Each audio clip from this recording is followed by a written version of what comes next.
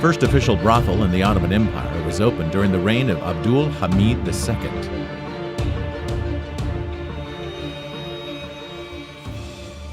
One of the least known facts about the reign of Abdulhamid II is that it is when the first official brothel in the Ottoman Empire was opened, and it was opened upon a letter of instruction by the Caliph Abdulhamid II himself.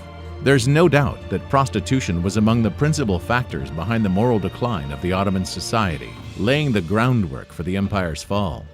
Abdulhamid II, as a person, is a respected figure for the Turkish nation. He was a valuable sultan.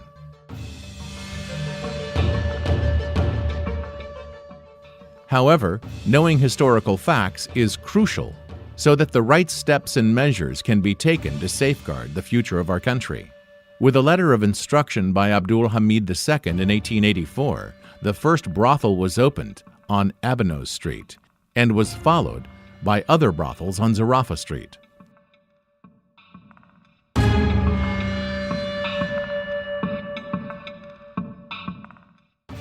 The brothels that are still active today on Zarafa Street were opened during Abdulhamid II's rule. In a short period of time, the number of brothels in Galata alone reached 100. The situation became so grim that at one point, ships started to bring patrons for brothels from Europe and Russia to Istanbul. Most of the time, an important duty of the tour guides would be taking the patrons to Zarafa Street. According to Ottoman archives, during this time, 2,125 prostitutes operated with official licenses.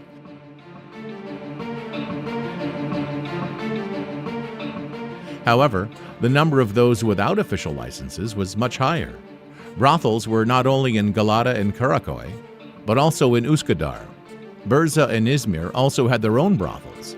Furthermore, during the reign of Abdulhamid II, prostitutes were also brought in from Poland, Romania, Austria, and Galicia. Indeed, the said countries were looking for ways to fight the adultery in the Ottoman Empire. During the rule of Abdulhamid II, prostitution became so widespread. Samuel Cohen, secretary of the Jewish Association for the Protection of Girls and Women, wrote the following grim lines about the situation. Behind the line of docks, there runs a long street called Galata Street. Most of the alleys were dedicated to brothels. I thought that the sights I witnessed in Rio de Janeiro were bad, but these brothels in Constantinople beggar description. The inmates of the brothels are seated on low stools or on boxes or on low couches, with almost nothing on in the way of clothes.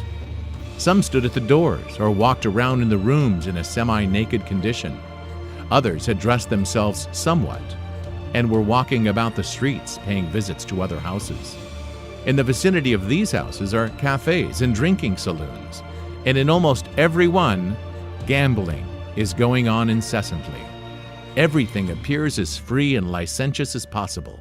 There are no hindrances and no difficulties from the authorities.